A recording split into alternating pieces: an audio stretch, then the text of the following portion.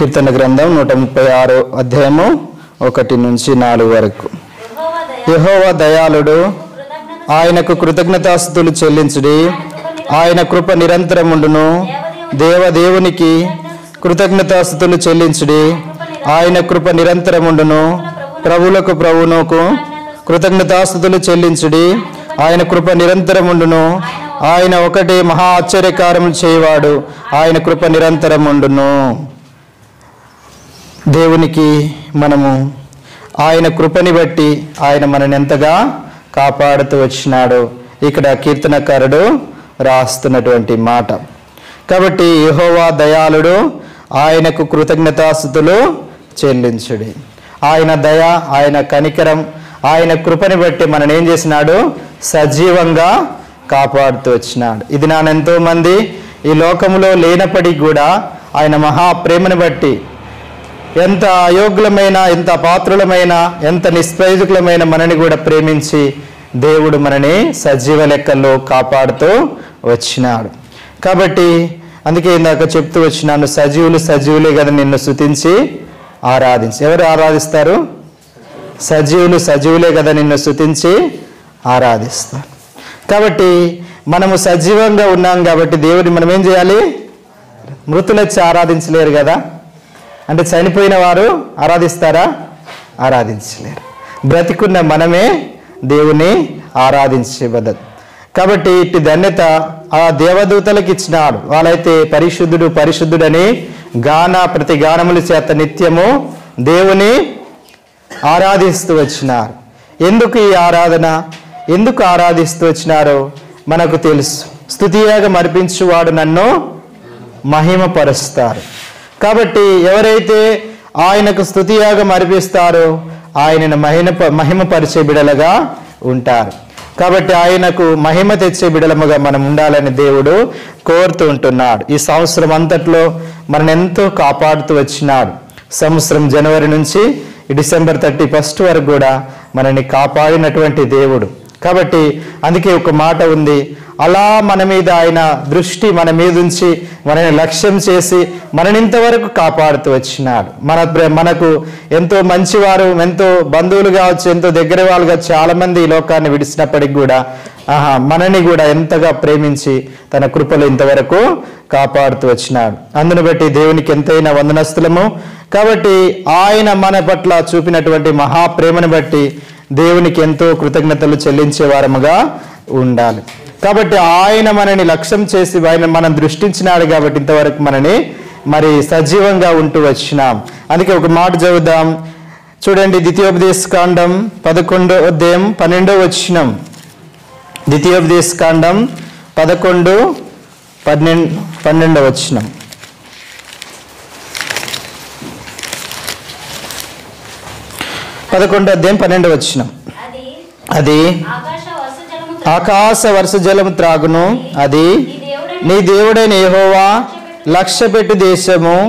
నీ దేవుడైన యెహోవా కన్నులు సంవత్సరాది మొదలుకొని సంవత్సరాంతం వరకు ఎల్లప్పుడూ దాని మీద ఉండును. ఇక్కడ సంవత్సరాది మొదలుకొని సంవత్సరాంతం వరకు ఎల్లప్పుడూ దాని మీద ఉండు. నీ దేవుడైన యెహోవా కన్నులు సంవత్సరాది మొదలుకొని సంవత్సరాంతం వరకు ఎల్లప్పుడూ ఉంటుంది. దేవుడు లక్ష్యం చేసినటువంటి దేశం అది ఆకాశ వర్షము జాలము త్రాగును. అది నీ దేవుడైన యెహోవా లక్ష్యపెట్టు దేశం. దేవుడు ఎవరిని లక్ష్య పెడతాడు? ఎవరిని లక్ష్య పెడతాడు? ఎలాంటి పరిస్థితుల్లో లక్ష్య పెడతాడు? ఇది ఎవరు కూడా నిన్ను లక్ష్య పెట్టకపోవచ్చు, అందరూ నిన్ను త్రోసివేయవచ్చు, కానీ దేవుడు లక్ష్య పెట్టేవాడు. కాబట్టి ఆయన సంవత్సరం మొదలుకొని సంవత్సరాంతం వరకు నిన్ను లక్ష్య పెట్టినాడు కాబట్టి, నిన్ను చూసినాడు కాబట్టి ఇంతవరకు నువ్వు సజీవంగా కాపాడబడుతూ వచ్చినావు. అందుకే ఒక మాట ఉంది, కీర్తన 121లో ఇశ్రాయేల్ని కాపాడేవాడు కునుకడు నిద్రపోడు. ఆయన ఒకసారి నిద్రపోతే ఏ పరిస్థితులు వచ్చినాయో మనం చూడగలుగుతాం. కాబట్టి ఆయన నిద్రపోయే దేవుడు కాదు, ఆయన నిరంతరం మనని కాపాడుతున్నటువంటి దేవుడుగా ఉంటున్నాడు. అందుకే సంవత్సరాంతం మొదలుకొని సంవత్సరాంతం వరకు మనం ఎంతగా కాపాడుతూ వచ్చినాడు మనము ఎరుగుదాము. ఆయన ఎలా కాపు చేస్తున్నాడు ఒక్క మాట చదువుదాం. యెషయా గ్రంథం 27:3 వచనం. యెషయా గ్రంథం 27 అధ్యాయం 3 వచనం. యెహోవా చదివేటోళ్ళు ఇగో ఈ మౌత్ తీసుకుని చదవండి.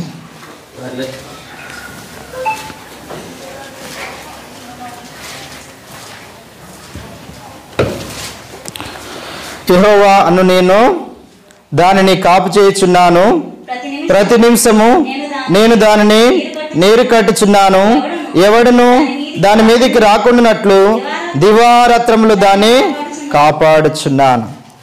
ప్రతి నిమిషం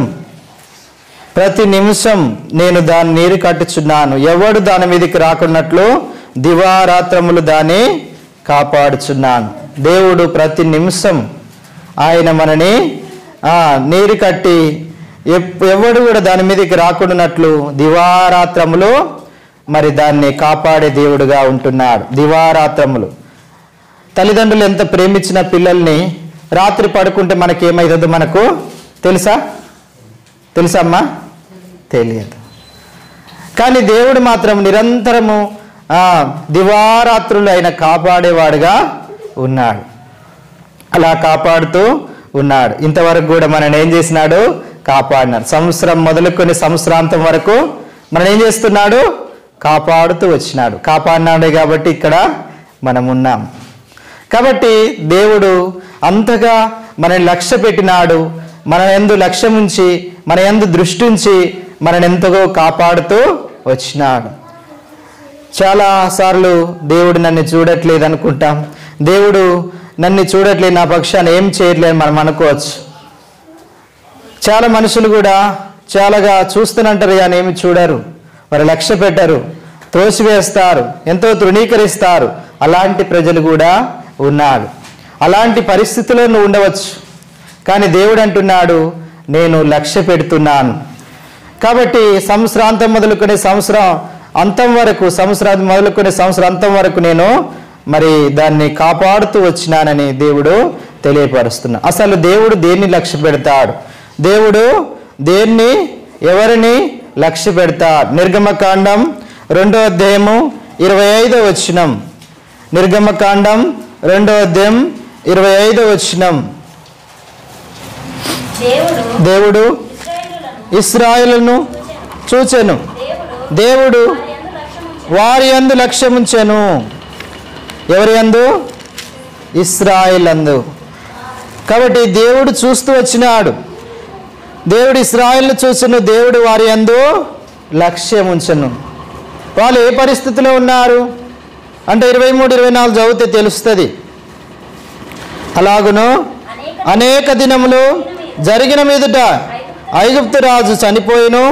ఇశ్రాయేలు తాము చేయుచున్న వెట్టి పనులను బట్టి నిట్టూర్పులు విడుచు మొరపెట్టుచుండగా తమ వెట్టి పనులను బట్టి వారు పెట్టిన మొరలు దేవుని యొద్దకు చేరెను. కాగా దేవుడు వారి మూలుగులను విని అబ్రహాం, ఇస్సాకు, యాకోబుతో తాను చేసిన నిబంధన జ్ఞాపకము చేసుకొనెను. దేవుడు మరి వారిని చూస్తూ వచ్చినారు. ఏ పరిస్థితుల్లో చూసినారు? వారెంతో దుఃఖముతో నిట్టూర్పులతో మూలుగుచున్నారు. ఎందుకంటే వారికి పెట్టినటువంటి శ్రమలను బట్టి, వారికి వచ్చిన కష్టములను బట్టి వారు ఎంతో మూలుగుచు, ఎంతో దుఃఖముతో, ఎంతో నిట్టూర్పుతో ఉన్నటువంటి వారిగా ఉన్నారు. కాబట్టి అలాంటి స్థితిలో ఉన్నటువంటి ప్రజల్ని చాలాసార్లు చాలామంది త్రోసివేయవచ్చు, చాలామంది వారిని అసలు లక్ష్య పెట్టకపోవచ్చు. కానీ దేవుడు అలాంటి వారిని కూడా ఏం చేసినాడట? దేవుడు వారిని చూచెను. ఏం చేసినాడు? చూశాను. దేవుడు వారిని చూశాను. దేవుడు వారి యందు లక్ష్యం ఉంచెను. ఎవరి యందు లక్ష్యం ఉంచినారు? ఎవరైతే కష్టాల్లో, శ్రమలలో ఉన్నటువంటి వారిని యందు లక్ష్యం ఉంచినారు. చాలామంది మనకు కష్టం వచ్చి చాలా అవసరం పడి ఉండవచ్చు, డబ్బులు. ఎప్పుడు ఏదైనా అనారోగ్యమే, ఏదైనా పరిస్థితి వచ్చినప్పుడు చాలా అవసరం పడతాయి. అంతా మీ దగ్గరనే పెడతాం, ఇక ఏమి లేని పరిస్థితిలో ఉండవచ్చు. అలాంటి పరిస్థితిలో కూడా మనం చూస్తూ ఉంటాం, ఎవరైనా వచ్చి సహాయం చేస్తారేమో అని. మన బంధువులు, దగ్గర వాళ్ళు, ఇంకెవరైనా అనుకోవచ్చు. కానీ అట్లాంటి పరిస్థితిలో ఎవరైనా వస్తారా? ఒక చెరువు నిండుగా ఉంటే దాంట్లో ఏముంటాయి? కప్పలు బెకబెకలు ఆడుతూ ఉంటాయి, అంతేనా? అవునా కాదా? నేను చెప్పేది అర్థమవుతుందా? సైలెంట్గా ఉంటే నాకేమర్థం అవుతుంది. కాబట్టి అన్నీ ఉన్నప్పుడు అందరూ అదే, ఇంకా దానికంటే ఇంకా చెప్పాలంటే బెల్లం ఉంటే ఆడికి ఏమొస్తాయి? చీమలైనా ఈగలైనా అన్నీ వస్తాయి. కానీ అది లేకపోతే ఏది కూడా మన దగ్గరికి రాదు. కాబట్టి అలాగే మన దగ్గర అన్నీ ఉంటే అందరూ వస్తారు. ఏమి లేని పరిస్థితిలో, నిస్సహాయ స్థితిలో ఉంటే వారిని ఎవ్వరు చూడడానికి రాదు. ఇప్పుడు వాళ్ళకున్న బాధ, శ్రమ, కష్టంను బట్టి ఎవరు లక్ష్య పెట్టకపోతే, ఉన్న శ్రమని బట్టి కాదు, ఎవరు చూడకపోతే అది ఇంకా బాధ, అది ఇంకా బాధ. నేను చెప్పినాను కదా నా సాక్ష్యంలో, అనారోగ్యంతో ఉన్నప్పుడు కనీసం నా బంధువులు కానీ, నా రక్త సంబంధులు కానీ, నా దగ్గర వాళ్ళు కానీ, మా ఇంటి వారు కూడా సరిగా వచ్చిన వాళ్ళే కాదు. అలాంటి పరిస్థితిలో దేవుడు మాత్రం విడిచిపెట్టలేదు. దేవుడు మాత్రము విడిచిపెట్టలేదు. దేవుడు మహాకృప కలిగినవాడు. అందుకే ఆయన కృప నిరంతరము ఉండను. ఆయన దయాళుడు, ఆయన కృతజ్ఞతాస్తులు చెల్లించుడి. ఆయన దయ, ఆయన కృప బట్టి మనని ఎంత కాపాడుతూ వచ్చినాడు. ఇశ్రాయేలు కూడా వెట్టి పనులు, ఏం పనులాట? వెట్టి పనులు. పని చేస్తే ఏమొస్తుందమ్మా? కూలికి అస్సలే పోలా. కూలి అంటారా, కైకి అంటారా, ఇంకేమంటారు? ఇటు కూలీనా? దానికి ఏమొస్తుంది? కూలి వస్తుంది సాయంత్రానికి. చేస్తేనే, చేయకపోతే వస్తుందా? చేస్తుంది. కానీ వీళ్ళు చేసినా కూడా వీళ్ళకి ఏమాత్రము ఏమి ఇవ్వట్లే. అంటే వెట్టి పనులు, ఉట్టిగానే చేయడం. అలాంటి పరిస్థితిలో మొరపెడుతూ వచ్చినారు. ఆ మొరలు ఎవరి లక్ష్య చేయకపోయినప్పటికీ కూడా దేవుడు వారికి సహాయం చేస్తారు. ఎంతో మూలుగుచు దేవుని దగ్గర వేడుకుంటూ వచ్చినారు. వారి శ్రమలో, వారి కష్టాల్లో దేవుని వైపు చూస్తూ వచ్చినారు. దేవుడు వారిని చూచి వారి యందు లక్ష్యముంచి తన కొరకై ఒక ప్రవక్తని పంపిస్తూ వచ్చినాడు. దేవుడు ఏర్పాటు చేసుకున్నాడు. మోషేని దోలినాడు. అనేకమైన అద్భుత కార్యాలు చేసి వారిని ఆ యొక్క ఫరో చేతిలో నుంచి, ఆ ఐగుప్తు నుంచి వారిని పరమ కనాను వైపు నడిపిస్తూ వచ్చినాడు. కాబట్టి అలాంటి పరిస్థితిలో నుంచి విడిపించినాడు. ఇది నాన్న, నువ్వు ఎలాంటి పరిస్థితిలో ఉండవచ్చు, కానీ దేవుడు నీ యందు లక్ష్యం ఉంచినాడు. కాబట్టి ఈ దినం వరకు నిన్ను కాపాడుతూ వచ్చినాడు. కాబట్టి దేవునికి మనం ఎంతైనా కృతజ్ఞతలు చెల్లింది. ఇంకెవరిపైన లక్ష్యం ఉంచుతారు? చూడండి, వీళ్ళు శ్రమల్లో ఉన్న వారిపైన లక్ష్యం ఉంచినాడు. ఋతు గ్రంథం 2వ అధ్యాయం 10వ వచనం. ఋతు గ్రంథం 2వ అధ్యాయం 10వ వచనం. అందుకు ఆమె సాగిలపడి తల వంచుకొని పరదేశినై నాయందు లక్ష్యముంచినట్లు నీ కటాక్షము కలిగెను అని చెప్పగా, బోయాజు, నీ పెనిమిటి మరణమైన తర్వాత నీవు నీ అత్తకు చేసిన దానికి నాకు తెలియబడెను. ఈ యొక్క రూతు గురించి మనకు తెలుసు. రూతు ఎవరట? ఎవరు తెలుసా? మోయాబీరాలు. ఎవరు? మోయాబీరాలు. ఈ మోయాబీ వంశం లోతు కుమార్తెల ద్వారా కలిగినటువంటి వ్యక్తి. వారి యొక్క దేవత కెమేసు. ఆ యొక్క దేవత వాళ్ళు ఎలాంటి వారంటే, మోయాబీన్లు దేవతలకు ఇక్కడ కోళ్ళు, మేకలు అలాంటివి బలిస్తారు. కానీ వాళ్ళు దేనికి బలిస్తారంటే, తన యొక్క పిల్లల్ని, మన మనసులనే బలిచ్చేవారు, మనసులనే బలిచ్చేటువంటి వారు.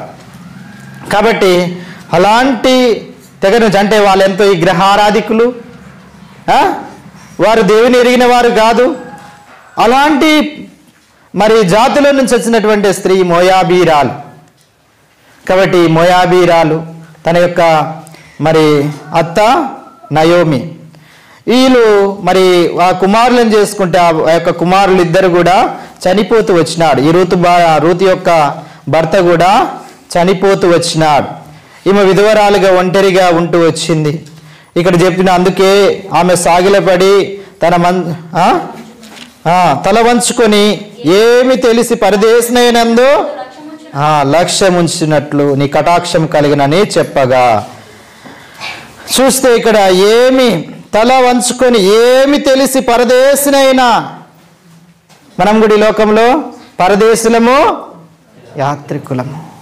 ఒకప్పుడు దేవునికి ఎంతో దూరస్తులమే, దేవుని ఎరిగిన వారం కాదు. ఆ యొక్క స్త్రీ వంటి ఆ విగ్రహారాధికులమే, ఎన్నో వాటికి సాగిలపడిన వారమే.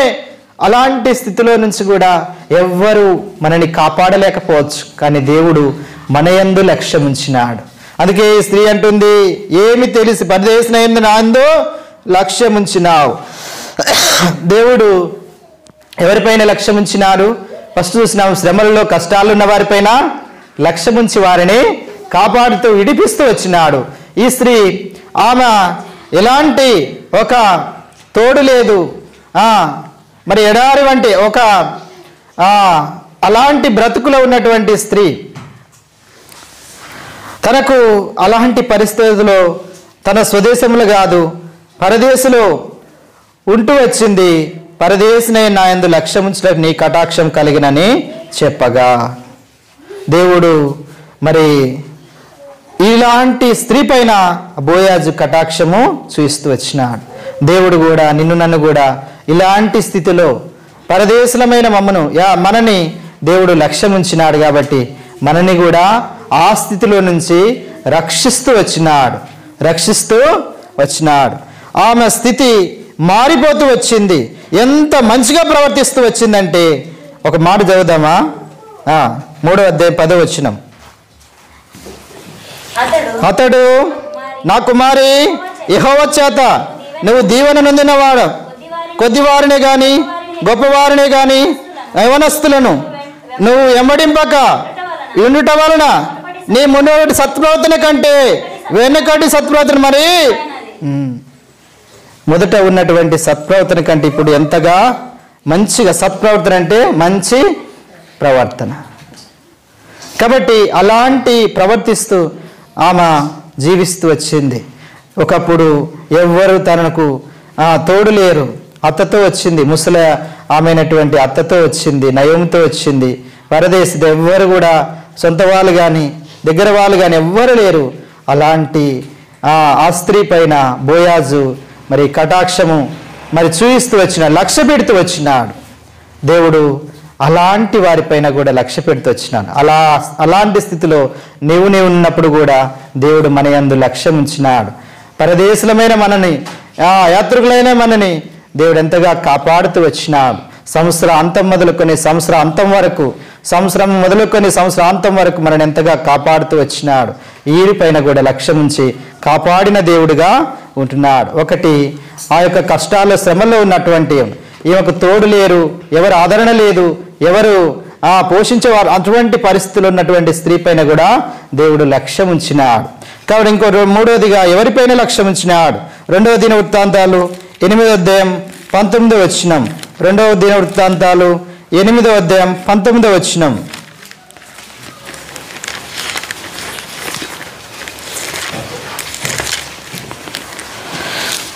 చదవండి. 2వ దినవృత్తాంతాలు 6:19. 6:19. దేవా యెహోవా, నీ సేవకుడైన నీ సన్నిధిన చేయి ప్రార్థన యందు నిన్ను విన్నపము నేను లక్ష్యం ఉంచి నీ సేవకుడైన నేను చేయి ప్రార్థన పెట్టు మొరలను ఆలకించి. ఎవరి యందు లక్ష్యం ఉంచుతారంటే, ఎవరైతే దేవుని దగ్గర ప్రార్థిస్తారో వారి యందు దేవుడు లక్ష్యం ఉంచుతాడు. కాబట్టి ఇక్కడ కూడా మరి దేవా యెహోవా, నీ సేవకు నీ సన్నిధిన చేయి ప్రార్థన యందును విన్నపములు యందు లక్ష్యం ఉంచి నీ సేవకుడైన నేను చేయి ప్రార్థన పెట్టు మొరలను ఆలకించు. ఎవరి యందు లక్ష్యం ఉంచుదంటే, ఎవరైతే ప్రార్థన చేస్తారో యథార్థముగా దేవుని దగ్గర దేవుని సన్నిధికి వచ్చి ప్రార్థించే వారిని దేవుడు లక్ష్య పెడతారు, వారిని దేవుడు కాపాడుతాడు. అందుకే దేవుని పరిశుద్ధ గ్రంథంలో సెలవిస్తుంది, ఏమని ఉందంటే, మరి ఆయనకు నిజముగా మొరపెట్టు వారికి ఆయన ఎలా ఉంటాడట? సమీపముగా ఉంటాడు. ఎవరు మనకు సమీపంగా ఉండకపోవచ్చు, కానీ దేవుడు మనకు సమీపంగా ఉండి అన్ని విషయాల్లో కాపాడుతాడు. మన యందు లక్ష్యం ఉంచుతాడు. ఎవరిని పైన లక్ష్యం ఉంచుతాడంటే ఎవరిపైన ఉంచుతారు? ఎవరైతే మొరపెడతారో, ఎవరైతే ప్రార్థిస్తారో దేవుని దగ్గరికి వచ్చి, దేవుని పాదాల దగ్గరికి వచ్చి, అలాంటి వారిపైన దేవుని లక్ష్యం అనే ఉంటుంది. కాబట్టి ఇలాంటి వారిపైన కూడా దేవుడు లక్ష్య పెడతాడు. 4వది ఎవరిపైన లక్ష్యం ఉంటుంది చూడండి. యోబు గ్రంథం 5వ అధ్యాయము 7-8 వచనాలు. యోబు గ్రంథం 5:7-8.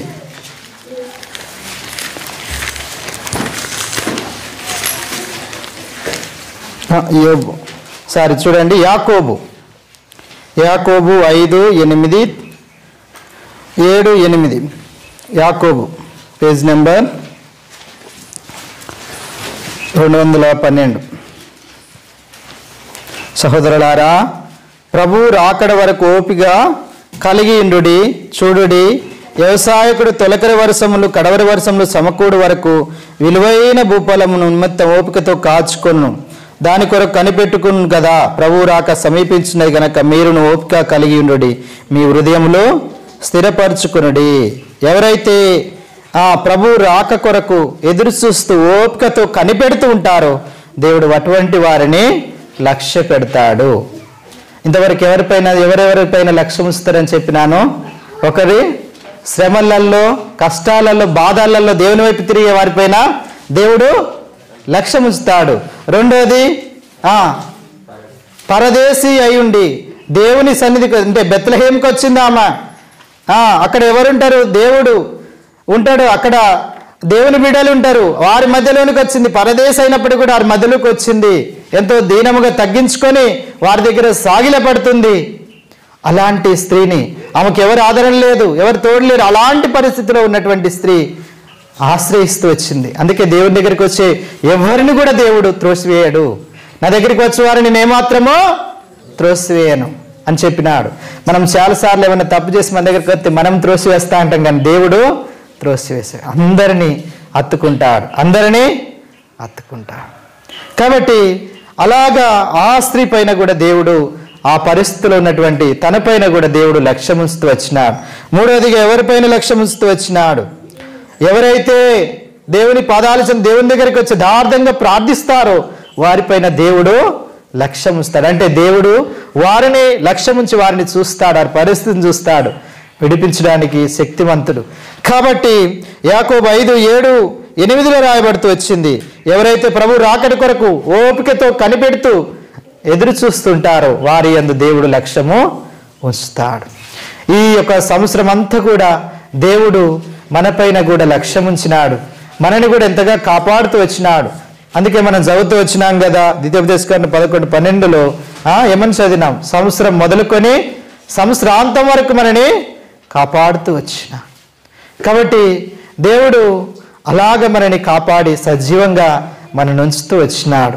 ఆ యొక్క గొప్ప దేవుడు అలాంటి పరిస్థితుల నుంచి కూడా మనని రక్షిస్తూ వచ్చినాడు, మనని కాపాడుతూ వచ్చినాడు, మనని సజీవంగా ఉంచుతూ వచ్చినాడు. ఎంతైనా దేవునికి మనం కృతజ్ఞతలు చెల్లించే వారముగా ఉండాలి. అలాంటి మనని ఒకప్పుడు నేను కూడా అలాంటి పరిస్థితులేమా, ఎన్ని శ్రమలు, ఎన్ని కష్టాలు, ఎన్ని బాధలు, ఏం ఆదరణ లేక ఏ యొక్క పరిస్థితులు అందరూ విడిచిపెట్టిన వారే. అలాంటి పరిస్థితిలో ఉన్న నిన్నను కూడా దేవుడు లక్ష్య పెట్టినాడు. అందుకే ఒక మాట ఉంటుంది, ఇర్మియా గ్రంథం 30:17 ఒక మాట చదువుదాం. ఇర్మియా గ్రంథం 30:17.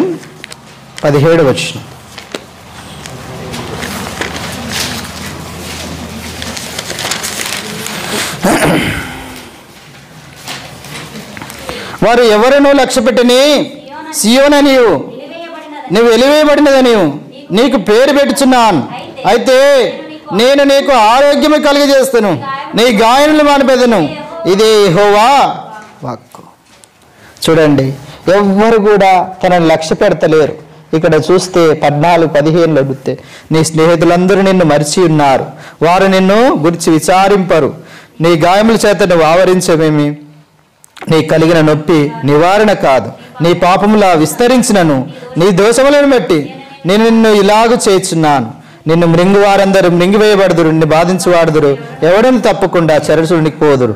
నిన్ను దోచుకున్న వారు దోపుడు సొమ్ముదగురు, నిన్ను అపహరించు వారందరినీ దోపుడు సొమ్ముకు అప్పగించదను.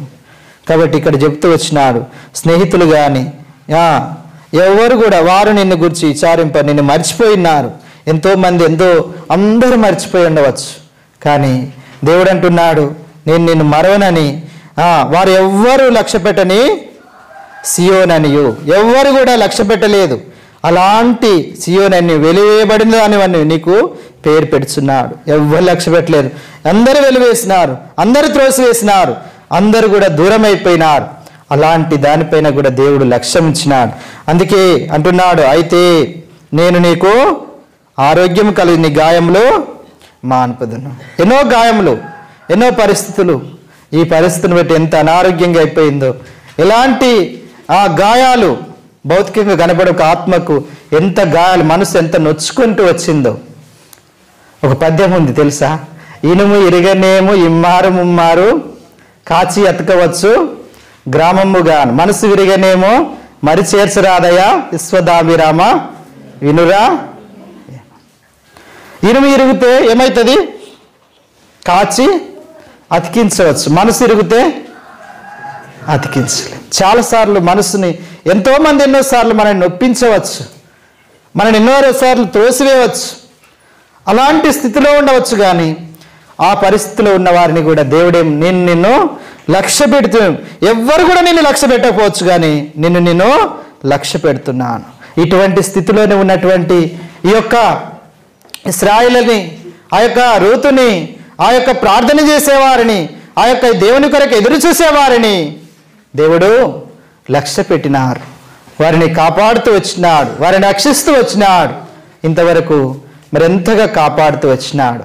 నిన్ను నన్ను కూడా అలాంటి శ్రమల్లో, అలాంటి పరిస్థితిలో, అలాంటి స్థితిలో ఉన్న నన్ను కూడా దేవుడు ఎంతగా కాపాడుతూ వచ్చినాడు. సంవత్సరం మొదలుకొని సంవత్సరాంతం వరకు మనని ఎంతగా కాపు చేస్తూ వచ్చినాడు. అలాంటి గొప్ప దేవునికి యెహోవా దయాళుడు, ఆయనకు కృతజ్ఞతాస్తుతులు చెల్లించడం, ఆయన కృప నిరంతరము ఉంటున్నాం.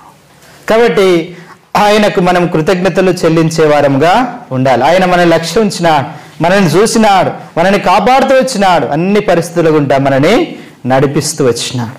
దేవునికి మనం కృతజ్ఞతలు చెల్లించే వారంగా ఉండాలి. దేవునికి ఇంక చూడండి, రెండోదిగా ఆయన ఎలాంటి వాడో ఏంటో చూద్దాం. లూకాసు వార్త 1:54. లూకాసు వార్త 1:54. అబ్రహామునకును అతని సంతానమునకు యుగాంతం వరకు తన కనికరము జ్ఞాపకం చేసుకుందనని మన పితరులతో సెలవిచ్చినట్టు ఆయన తన సేవకుడైన ఇశ్రాయేలుకు సహాయం చేశాను. చూడండి, అంతం వరకు, ఇంతకుముందు కూడా అంతే కదా, అంతం వరకు, ఈ సంవత్సరం మొదలుకునే సంవత్సరం అంతం వరకు కూడా మనల్ని కాపాడుతూ వచ్చిన. ఇక్కడ కూడా అంతం వరకు అని ఉంది. తన కనికరము చూపు అబ్రహామును అతని సంతానకు యుగాంతం వరకు తన కనికరము చూపు జ్ఞాపకం చేసుకున్నందున మన పితరులు సెలవిచ్చినట్టు ఆయన తన సేవకుడైన ఇశ్రాయేలుకు సహాయము చేశాను. ఆయన ఎంతో కనికరిస్తూ వచ్చినాడు, కరుణిస్తూ వచ్చినాడు, ఎంతో కాపాడుతూ వచ్చినాడు. ఎవరు కూడా మనని మన పట్ల దయ చూపించకపోవచ్చు. ఎన్నోసార్లు మనం ఎంతో తప్పిపోయి ఉండవచ్చు, అయినప్పటికీ కూడా మన యందు లక్ష్యము పెట్టకపోవచ్చు. అవును కదా, మొన్న కూడా చెప్తూ వచ్చినాను, ఒక కుమారుడు ఆయన ఎంతగా దేవుని మందిరంలో ఉండాల్సినటువంటి వ్యక్తి యెరూషలేము నుంచి యెరికో పట్టణానికి వెళ్తుండగా దొంగల చేతను చిక్కి కొట్టబడి కొర ప్రాణములతో ఉన్నాడు. ఆయన అందరూ చూస్తూ వెళ్ళినారు. ఎవరైనా చూసి లక్ష్య పెట్టినారా? అందరూ దూరం అయిపోయినారు. మంచి సమరేయుడిగా ఒక సమరేయుడు వచ్చి అతన్ని ఊటగాడుల వాడిని ఇంటికి తీసుకొని పోయి ఆయన గాయములు కట్టి ఏం చేసినాడు? ఆయన గాయాలను మానుపుతూ వచ్చినాడు. ఎక్కడ నేను చెప్పినాను కదా, యెరూషలేములో ఉండవలసిన వ్యక్తి యెరికోకు. యెరూషలేము అంటే దేవుని మందిరం ఉన్న స్థలం, దేవుని మందిరాన్ని నుంచి దూరమైన వ్యక్తి. ఆ యొక్క మనిషిని ఎవ్వరు కూడా లక్ష్యం. యెరికో అంటే శాపగ్రస్తమైన స్థలం, దేవుని చేత శపింపబడిన స్థలం. అది ఎంతో పాపంతో కూడినటువంటి స్థలం. అలాంటి స్థలానికి వెళ్ళిపోయినటువంటి వ్యక్తిని దొంగల చేత చిక్కబడి, కాబట్టి దొంగ అబద్ధికుడు అని సాతానికే ఉంది. కాబట్టి దొంగల చేత చిక్కబడి తనని కొట్టి తన వస్త్రాలన్నీ కూడా పట్టుకుపోయినారట. కొర ప్రాణంతో వదిలేస్తూ వచ్చిన దేవుని మందిరానికి దూరమైన వ్యక్తికి ఏమైనాయి? శ్రమలు వచ్చినాయి. ఏమొచ్చినాయి? శ్రమలు, కష్టము, మరణకరమైన పరిస్థితి. ఎందుకు? దేవునికి దూరమైన. ఇంకో విషయం చెప్పనా, ఈ యొక్క యెరూషలేము ఆ యొక్క మరి ఏంటిది కొండల మీద ఉంటుంది. అంటే ఆ కొండలు ఎలా ఉంటాయి? పైన మందిరం ఉంటుంది. ఆ ఎరుకో అంటే కిందికి, అంటే యెరూషలేములో ఉన్నటువంటి వ్యక్తి ఎరుకోకి వెళ్తున్నాడు అంటే పైనుంచి కిందికి దిగిపోతున్నాడు. ఒకప్పుడు నువ్వు ఆత్మికమైనగా పైన స్థితిలో ఉన్నావు, కానీ ఇప్పుడు దిగిపోయిన స్థితిలో ఉన్నావేమో. అలాంటి వారిని కూడా ఎవ్వరు లక్ష్య చేయకపోవచ్చు. కానీ ఇక్కడ ఈ మనుషుడు అలాంటి దిగజారిన స్థితిలో ఉన్నప్పటికీ కూడా ఎవ్వరు లక్ష్య పెట్టకపోవచ్చు. అలాంటి స్థితిలో ఉన్నటువంటి తనను మంచి సమరయుడిగా వచ్చినాడు. ఒకప్పుడు నా పరిస్థితి అలాంటిదేనేమో. దేవునికి దూరమై ఎన్ని పరిస్థితులు పడిపోయినాము. ఇంకా పాపంలో పడిపోయి కొట్టుమిట్లాడుతూ ఎవ్వరు కూడా లక్ష్యం. అందుకే అంటాడు కీర్తన గ్రంథంలో 40 అనుకుంటా, జిగటగల దొంగబిలో నుండి, నాశనకరమైన గుడ్డలోని జిగటగల దొంగబిలో నుండి మనల్ని పైకి లేపితే తన బండ మీద నిలిపి మన పాదములను స్థిరపరుస్తూ వచ్చిన. కాబట్టి ఆ ఒక ఉబిలో పడిపోతే మనం బయటికి రాలేం. వచ్చినాం అనుకుంటాం కానీ ఇంకా దిగజారిపోతాం. మరి ఎంత నాశనకరమైనదో కొన్నిట్లో పడిపోతాం, దాని నుంచి బయటికి రాలేం. కాబట్టి సాతాను కూడా అనేక పరిస్థితులు మనకు తీసుకొని వస్తాయి. ఆ తీసుకొచ్చినటువంటి పరిస్థితిలో మనం పడిపోతాం. చూడండి, వల వేస్తారు చేపలకి కదా, వల కనబడదని అది మంచిగా వేస్తారు దానికి. మరి చేప ఎప్పుడు తిరుగుతూ ఉంటుంది, తెలవక దాంట్లో చిక్కుతుంది. తెలిసి చిక్కుతుందా? తెలవక చిక్కుతుంది. దాని అది బయటకు రాగలుగుతుందా? రాలేదు. ఎవరైనా వచ్చి ఆ ఒలగలిగిన వ్యక్తి అయినా ఇంకెవరైనా వచ్చి తీస్తే తప్ప ఎవరు కూడా దాంట్లో బయటికి రాలేదు. అలాంటి పరిస్థితుల్లో వల చాలామంది ఈనాడు అలాంటి పరిస్థితుల్లోనే పడిపోతూ వచ్చినారు, దూరమైతే వచ్చినారు. దాన్ని బట్టి నువ్వు దేవునికి దూరమైనావు. ఆ స్థితిలో ఉన్నటువంటి వారిని ఎవ్వరు కూడా చూడకపోవచ్చు, ఎవరు లక్ష్య పెట్టకపోవచ్చు. దాన్ని బట్టి శ్రమ, కష్టం, దుఃఖం, బాధ, వేదన ఆ పరిస్థితిలో కూడా ఉండవచ్చాము. ఎవ్వరు లక్ష్య పెట్టని సియోన దాన్ని బట్టి అనారోగ్య పరిస్థితి, నీకు నేను ఆరోగ్యం ఇస్తూ నీ గాయములను మాన్తానని చెప్పినటువంటి దేవుడు లక్ష్యముస్తూ వచ్చినాడు. దేవుడు కనికరము గల దేవుడు, కనికరించినాడు, ప్రేమించినాడు. మంచి సమరేణిగా వచ్చి తనని తీసుకెళ్లి పూటకూలవానికి ఇచ్చి ఆయన కూలిచి ఆయనకు నూనె రాసి గాయములు మానుపుతూ వచ్చినారు. ఆ గాయములు కట్టబడుతూ వచ్చినాయి. దేని బట్టి గాయాలైనాయి? యెషయా గ్రంథంలో రాయబడింది. ఎక్కడి నుంచి ఎక్కడి వరకు? మొదటి అధ్యాయము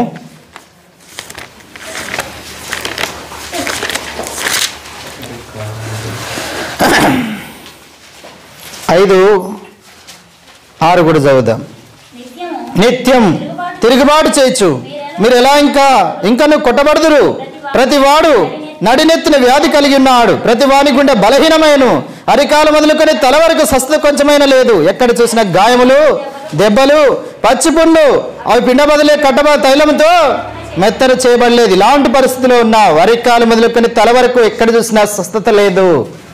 దేవుడు కనికరించినాడు, తన ప్రియ కుమారుని లోకాన్ని పంపినాడు. నీ కొరకు నా కొరకై పడవలసిన శిక్ష యావత్తుని భరించి ఆయన గాయములు పొందుకున్నాడు. అందుకే యెషయా 53లో రాయబడింది, తను పొందిన గాయముల చేతనే మనకు స్వస్థత కలుగుచున్నది. పాపమునకు స్వస్థత. దేవుడు మనకు స్వస్థత ఇచ్చినాడు, మనల్ని కనికరించినాడు. ఆ యొక్క మనసుని ఎలాగా కనికరించి ఆయన గాయములు కట్టి పూటకుల్ల వాని ఇంటికి తోలుతూ వచ్చినాడు. ఇది నాన్న దేవుడు నీ గాయములను కట్టి పూటకుల్ల వాని ఇంటికంటే దేవుని మందిరానికి ఇది నాన్న నువ్వు నడుస్తూ వచ్చినావు. దేవుడిని ఎంతగా కాపాడుతూ వచ్చినాడు. అంతం వరకు దేవుడు మనల్ని కాపాడుతూ వచ్చినాడు. అంటే ఈ సంవత్సరం మొదలుకొని సంవత్సరం అంతం వరకు కాపాడుతూ కనికరిస్తే ఎన్నోసార్లు పడిపోయి ఉంటావు, కానీ దేవుడు ఇంతగా కాపాడుతూ వచ్చినాడు. ఆయనకి ఎంతైనా మనం ఏం చేయాలని చెల్లించాలి? కృతజ్ఞతలు చెల్లించాలి. మూడవదిగా ఆయన చూడండి ఎలాంటి దేవుడు. చూడండి యోహాను సువార్త 13వ అధ్యాయం 1వ వచనం 13:1 అంతం వరకు మన పట్ల చూపినటువంటి దేవుడు ఎలాంటి వాడు చూడండి. 13:1 ఈ లోకం నుండి అదేనా యోహాను సువార్త 13:1 తాను ఈ లోకం నా తండ్రి యొద్దకు వెళ్ళిన గడియ వచ్చినని యేసు పస్కా పండుగ ముందు ఎరిగి లోకంలోనున్న తన వారిని ప్రేమించి వారిని అంతవరకు ప్రేమించను. ఇక్కడ అంతం వరకు ప్రేమించను. ఎప్పటి వరకు ప్రేమించినాడు? అంతవరకు. ఈ సంవత్సరం మొదలుకొని సంవత్సరం అంతవరకు కూడా మనల్ని ప్రేమించినాడా లేదా? ఎంతగా ప్రేమించినాడు. చాలా మంది ప్రేమిస్తారంటారు, వాళ్ళ ప్రేమల వల్ల కొంతమంది మరణిస్తారు కూడా. ఈ లోకంలోని ప్రేమ అది నటనే. కాబట్టి లోక ప్రేమ మనం కూడా ప్రేమిస్తాం. ఏం ఎక్కువ ప్రేమిస్తాం? లోకాన్ని ఎక్కువ ప్రేమిస్తున్నారేమో. దేవుని దృష్టిలో లోక ప్రేమ దేవునికి వైరం. అలాంటి ప్రేమలో పడిపోయినావేమో. దేవుడు మొదటి యోహాను పత్రికలో ఉంటుంది, దేవుడు ప్రేమ స్వరూపి. ఏ స్వరూపి? ప్రేమ స్వరూపి. నిన్నెంతగా ప్రేమిస్తూ వచ్చినాడు. ఆయన ప్రేమగల దేవుడు. ఆయన ప్రేమించినాడు మనల్ని. ఆయనే మనల్ని ప్రేమించిన, మనం ఆయనని ప్రేమించినామని కాదు, ఆయనే మనల్ని ప్రేమించి తన యుక్త కాలంలో మన కొరకే ప్రాణము పెడుతూ వచ్చినాడు. ఇంకను పాపంలో ఉండగానే మన కొరకు తన ప్రాణాన్ని పెడుతూ వచ్చినాడు. అందులో ప్రేమ ఉంది. ఆ ప్రేమాస్వరూపి మన కొరకే ఎంతగా ప్రేమిస్తూ వచ్చినాడు. ఈ లోకంలో అనేకమైన ప్రేమలు ఉండవచ్చు. ఆ ప్రేమలు ఒక దినాన దూరం కావచ్చు, కానీ దేవుడు మనల్ని ఎంతగా ప్రేమిస్తున్నాడు. ఎలా ప్రేమిస్తున్నాడు? ఒక మాట చదువుదామా? ఈ ఇర్మియా 31:3 ఇర్మియా గ్రంథం 31వ అధ్యాయం 3వ వచనం.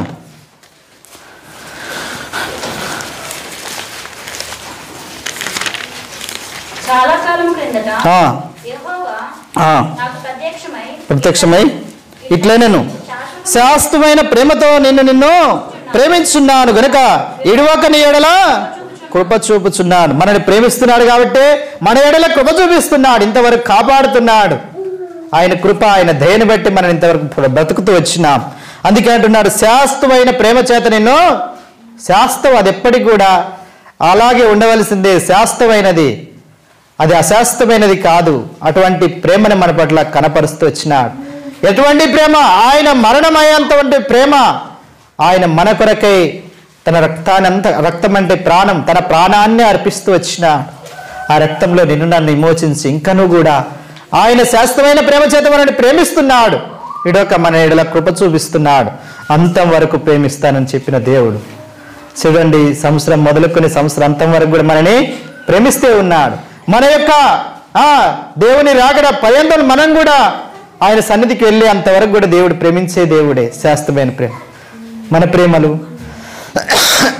చాలా ఈ లోకమైనటువంటి ప్రేమలు అశాశ్వతమైనవి. ఆ ప్రేమలు ఉండకపోవచ్చు, కానీ దేవుడు ఎంతో ప్రేమిస్తున్నాడు.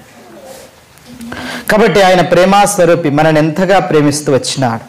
ఆ ప్రేమని బట్టి ఆ యొక్క అంతవరకు మనం ప్రేమించి తన కృపనిస్తూ, శాశ్వతమైన ప్రేమ చేస్తూ ప్రేమించి మనల్ని కృపనిస్తూ నిత్యం మనల్ని కాపాడుతున్న దేవునికి మనం ఎంతైనా కృతజ్ఞతలు చెల్లించు. ఆయన దయాళుడు, ఆయనకు కృతజ్ఞతాస్తులు చెల్లించుడి, ఆయన కృప నిరంతరము ఉండును. కాబట్టి అలాంటి గొప్ప దేవునికి మనం ఎంతైనా చెల్లించు. ఆయన మన యందు లక్ష్యం ఉంచినాడు, మనపైన కనికరం చూపెట్టినాడు. ఆయన శాశ్వతమైన ప్రేమ అంతం వరకు ప్రేమిస్తున్నాడు, అంతం వరకు కనికరం చూపెడుతున్నాడు, అంతం వరకు లక్ష్య పెడుతున్నాడు. అలాంటి గొప్ప దేవునికి మనం ఎంతగా మరి స్తుతులు చెల్లించే వారముగా ఉండాలి. చూడండి, ఇంకో మాట ఒక చూద్దాం. 1 కొరింథీ 1:8 1 కొరింథీ 1:8 అంతం వరకు దేవుడు మనల్ని ఎంతగా కాపాడుతూ వచ్చిన 1 కొరింథీ 1:8 మీరు నిరపరాధులై ఉండినట్లు అంతం వరకు ఆయన మిన్నే స్థిరపరుస్తుంది. స్థిరపరిచిన దేవుడు. ఒకప్పుడు అస్థిరమైన జీవితం, దేవునిలో మనని స్థిరపరిచినాడు.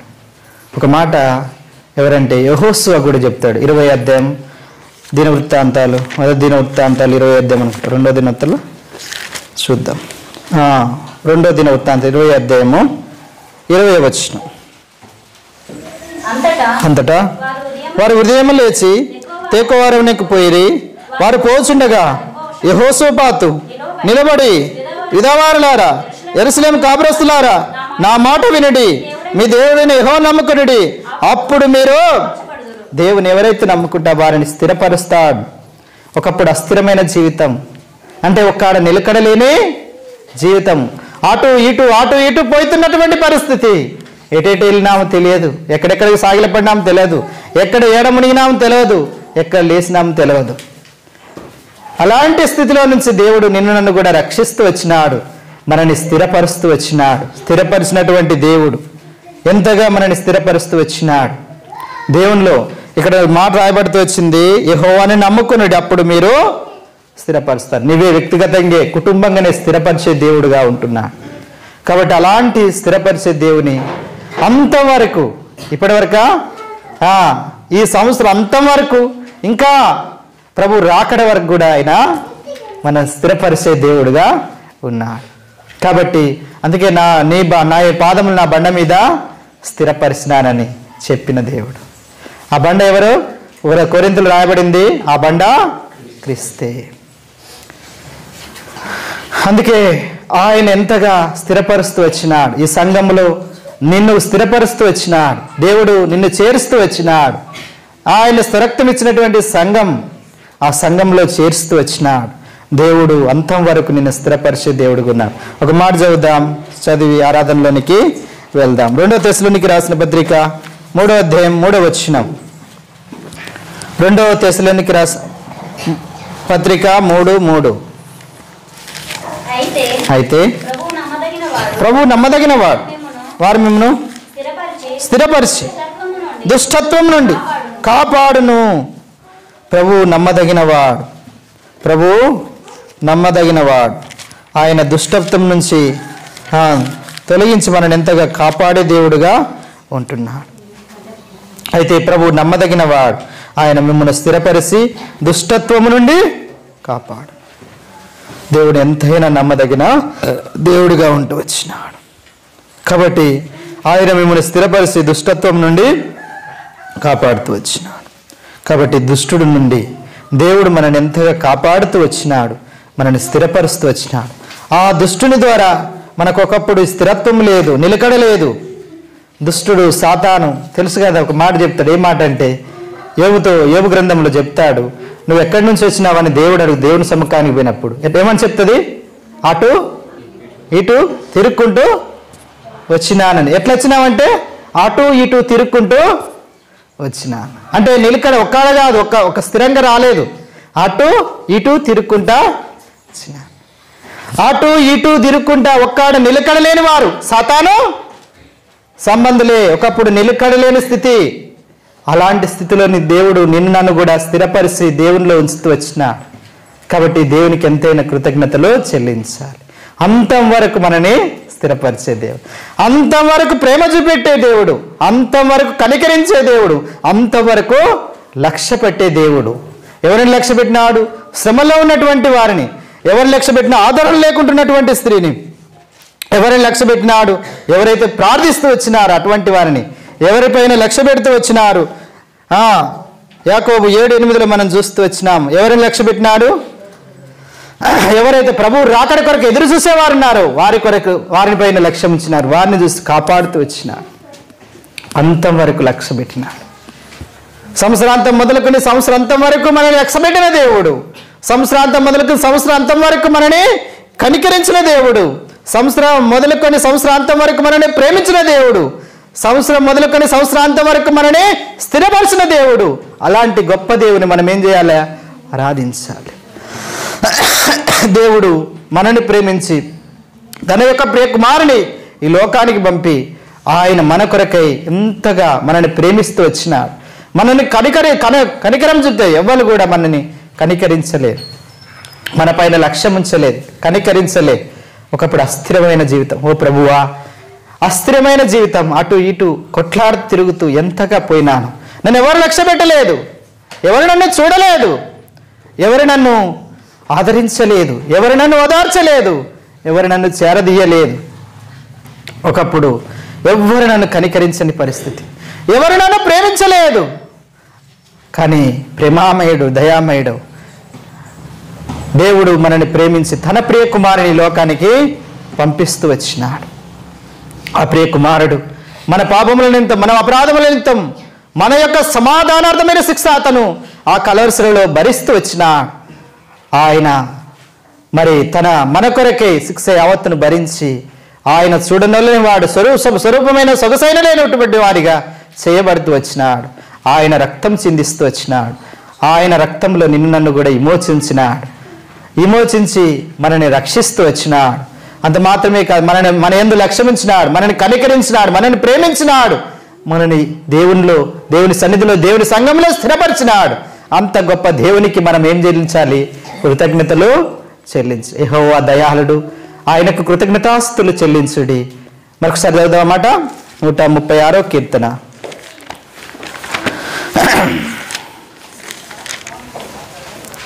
యెహోవా దయాళుడు, ఆయనకు కృతజ్ఞతాస్తుతులు చెల్లించుడి. ఆయన కృప నిరంతరం ఉండును. దేవాది దేవునికి కృతజ్ఞతాస్తుతులు చెల్లించుడి. ఆయన కృప నిరంతరం ఉండు. ప్రభువులు కృతజ్ఞతాస్తుతులు చెల్లించు. ఆయన కృప నిరంతరం ఉండు. ఆయన ఒక్కడే మహా ఆశ్చర్యకార్యములు చేయవాడు. ఆయన కృప ఎంత కృప ఇస్తూ వచ్చినాడు. ఈ దీనమైన స్థితిలో ఉన్న నిన్ను నన్ను కూడా లక్ష్య పెట్టి మన ఎడల కృప చూపిస్తూ వచ్చినాడు. ఒకప్పుడు ఎంత దీనదశలో ఉంటూ వచ్చినాము.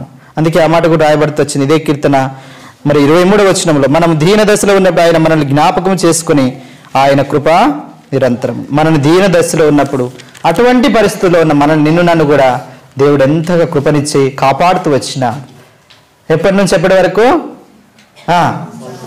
సంవత్సరాంతం మొదలుకొని సంవత్సరాంతం వరకు దేవుడు ఎంత కాపాడుతూ వచ్చినాడు. ఇప్పుడే కాదు, ఆయన అంతం వరకు కూడా మనని లక్ష్య పెట్టేవాడు. ఆయన అంతం వరకు మనని కనికరించేవాడు. ఆయన అంతం వరకు మనని ప్రేమించేవాడు. అంతవరకు మనని స్థిరపరిచేవాడు. అంత గొప్ప దేవుని దగ్గరికి వచ్చిన నీవు నేను కూడా దేవుని ఆరాధించుకోవడం. దేవుడు ఆత్మస్వరూపి. దేవుని ఆరాధించేవారు ఆత్మతోనూ సత్యముగా ఆరాధించాలి. ఆయన వాక్యము సత్యము, ఆయన వాక్యము సత్యము. వాక్యానుసారంగా దేవుని ఆరాధించాలని, ఇట్టి వ్యక్తిగత ఆరాధన దేవునికి సమర్పించే వారంగా ఉండాలి. చూడండి, సంవత్సరం మొదలుకొని సంవత్సరాంతం వరకు ఎన్ని పరిస్థితులు వచ్చినాయి, ఎన్ని భయంకరమైన పరిస్థితులు, ఎన్ని మరణకరమైన పరిస్థితులు, ఎంత కష్టం, ఎన్ని శ్రమలు, ఎన్ని దుఃఖములు, ఎన్ని బాధల్లో కూడా దేవుడు నిన్ను నన్ను కాపాడి ఈ దినాన ఉంచినాడంటే దేవుని మహాకృప. ఆయన కనికరం బట్టి, ఆయన ప్రేమను బట్టి, ఆయన మనల్ని చూసి ఎంతగా మనపైన జాలిపడి ఎంతగా కాపాడుతూ వచ్చినాడు. అంత గొప్ప దేవునికి మనం కృతజ్ఞతలు చెల్లించాలని దేవుడు కోరుతుంటున్నాడు. ఈ కొద్ది వాక్యాన్ని దేవుడు దీవించునుగాక.